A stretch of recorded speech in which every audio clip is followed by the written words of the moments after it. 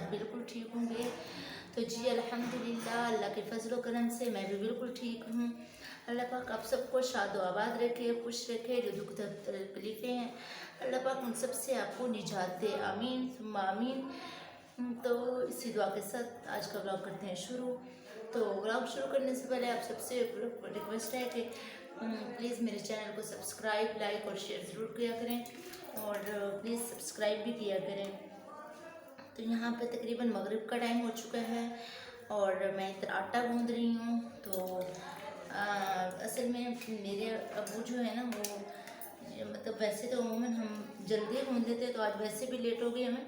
तो उसकी वजह है कि मेरे अबू जान जो है ना वो तकरीबन ईशा के बाद आते हैं, तो तभी खाना खाते हैं और ईशा की नमाज़ पढ़ के ही मतलब खाते हैं।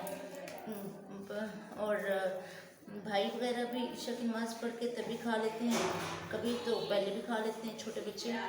तो इसीलिए बस, तो अभी बच्चों ने तकरीबन खा ही लिया, तो फिर मैंने सोचा आटा गूंद लूँ।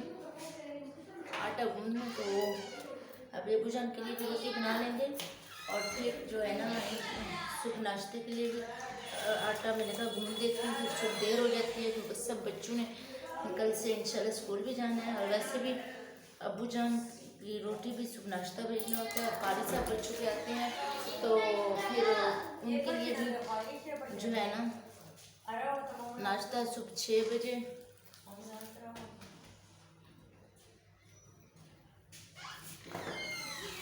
हाँ ये बात करी थी कि भाई हाँ सुबह तकरीबन 6:30 पौने 7 इनके कारी साहब आते हैं नमाज के बाद, तो उनको भी नाश्ता देना होता है तकरीबन 7 बजे तक, 7:15 तक। तो फिर उसके बाद बच्चों ने भी कल से स्कूल जाना है तो उनको भी जल्दी नाश्ता देना होगा।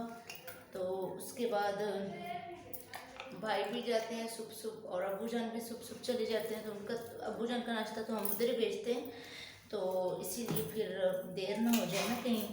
तो फिर हमने इसलिए मैंने सोचा कि अभी आटा गूंद के रख लेती हूँ और फिर ताकि कल आसानी होगी नाश्ता बनाने में। तो क्योंकि सुबह टाइम चाय वाय भी बनानी होती है कारी साहब के लिए, और उसके अलावा मतलब कोई अंडे शंडे भी बनाने होते हैं। अगर सालन पड़ा हो तो सालन बेस्ट रहता है, तो इसलिए फिर काम ज़्यादा बन जाता है। और फिर छोटे छोटे बहन भाई होते हैं तो इसीलिए। तो अभी भी आपको शोर बहुत ज़्यादा आ रहा होगा, तो आपको पता है कि बच्चों में इसी तरह ही शोर होता ही है। जिनके घर बच्चे हैं और मतलब जिनके या छोटे बहन भाई हैं तो उन्हें तो ज़रूर ही पता होगा कि कितना ज़्यादा बच्चे शोर करते हैं और तंग करते हैं। तो माशाल्लाह से मेरे भी बहन भाई जो हैं मेरे से सब छोटे हैं।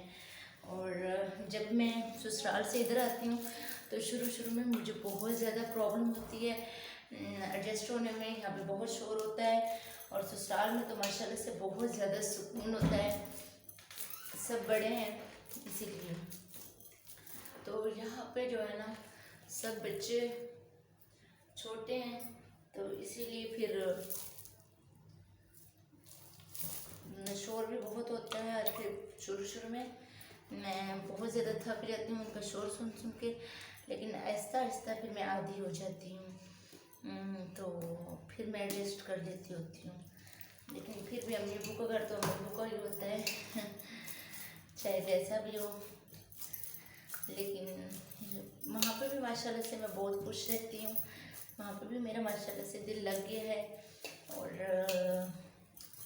फिर अम्मी वालों के घर आते तो यहाँ पे भी दिल लग जाता है माशाल्लाह से। यहाँ तो फिर बचपन गुजरा होता है, 20-22 साल हम गुजार के जाते हैं जहाँ पे बंदा पैदा होता है, तो वहाँ पे तो फिर अपना ही मज़ा होता है। तो और फिर मैंने सोचा कि छोटा सा व्लॉग भी बना लूँ, आपके साथ शेयर कर लूँ, थोड़ी सी गपशप कर लूँ, तो इसीलिए मैंने व्लॉग भी साथ साथ बनाना शुरू कर दिया। पता नहीं अब कैसा व्लॉग बन रहा है, मेरी आवाज़ भी क्लियर आ रही है कि नहीं आ रही, तो इसलिए। अच्छा, तो आप सब सुनाओ, आप सब कैसे हो, प्लीज़ कमेंट में बताया करें। मेरी वीडियोज़ आपको कैसी लगती हैं और अभी तो मेरा न्यू चैनल है तो लगता है व्यूवर्स को पसंद नहीं आ रहा कि क्या सब्सक्राइब भी कोई नहीं करता, तो पता नहीं। चलो चलो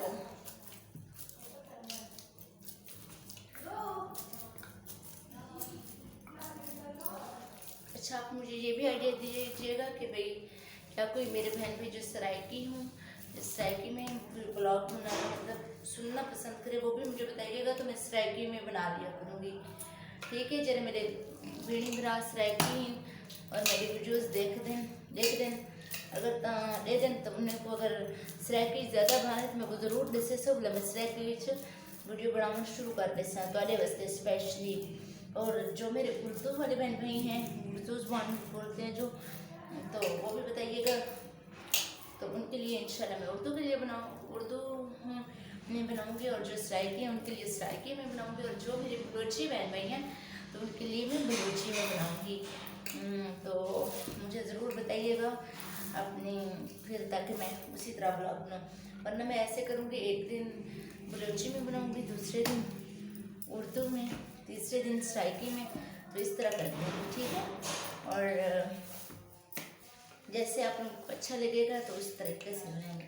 जी तो जी मेरा आटा मैंने गूंद लिया है, तो बस अब इसे डिब्बे में डाल के रख लेते हैं ताकि फिर फ्रिज में भी हम लोग रख सकें, क्योंकि फ्रिज में रखना है तो फिर मुझे डब्बे में डाल के रखूँगी और बाहर तो ख़राब हो जाएगा, क्योंकि अभी जो है ना वो भी मौसम भी ऐसा ही है। मैंने नहीं खानी भैया किन भैया मैंने नहीं खानी, मेरे को डब्बा अंडे हैं जैसे ये पाऊँ, जैसे ये पाऊँ डब्बा अंडे, अट्टा पाऊँ जैसे डब्बा अंडे डब्बा ये तो कहीं बाहर होला थे अट्टे वाला डब्बा अब आके मैं वीडियो अगो कर आधा थाला ना पाए खाए रे, तो वो क्या है मुआ खई में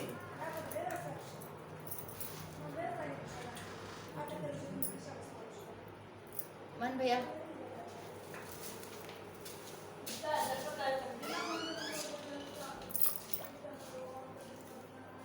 डब्बा चाह रहा हूँ कौन सी जैसे अट्टा पा के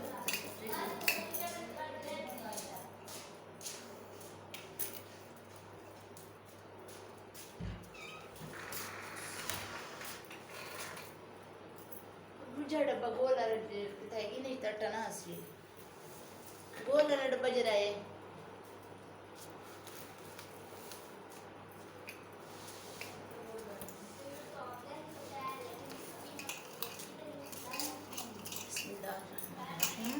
क्या कुछ अलग कर सकता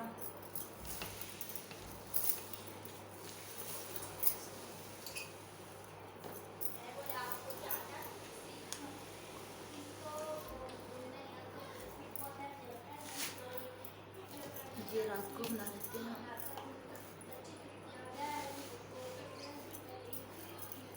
और ये जो है ना इसमें हल्का सा ऐसे पानी पियाते हैं, ज़्यादा नहीं।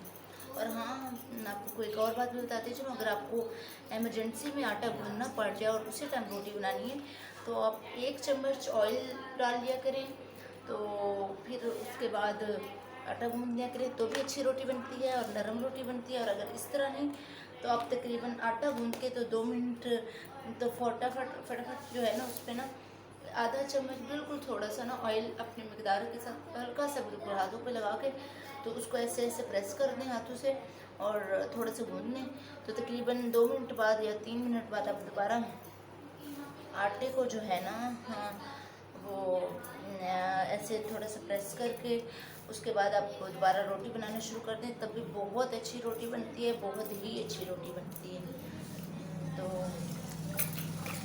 और इसके बाद आप मुझे कमेंट बॉक्स में ज़रूर बताइएगा कि जो मेरे बहन भाई वीडियो स्टैकी में देखना पसंद करते हैं तो मुझे ज़रूर बताइएगा, मैं स्टैकी में बनाऊंगी। जो बलोची में पसंद करते हैं तो उनके लिए बलोची में बनाऊंगी, तो जो उर्दू में पसंद करते हैं तो उनके लिए उर्दू में बनाऊंगी। तो उम्मीद करती हूँ आपको मेरा व्लॉग आज का अच्छा लगा होगा। तो पता नहीं अब वो कैसी वीडियो बनी है ये तो मुझे खुद भी नहीं पता, मैं खुद सुनूँगी तो पता चलेगा। तो अल्लाह पाक आप सबको खुश रखे, आबाद रखे, अपने अपने घरों में हंसता मुस्कुराता रखे। आमीन सुम्मा आमीन। इसी दुआ के साथ आज का व्लॉग करते हैं एंड। तो फिर मिलेंगे इंशाल्लाह नेक्स्ट व्लॉग में। तब तक के लिए अल्लाह हाफिज़, फी अमानिल्लाह। अपना बहुत ख्याल रखें।